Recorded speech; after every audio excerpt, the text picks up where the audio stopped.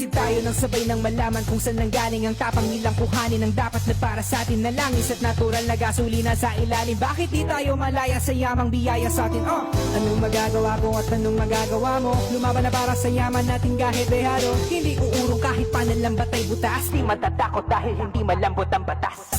Tayo ang ninanakawan, kaya bang gumising bago tayo maubusan?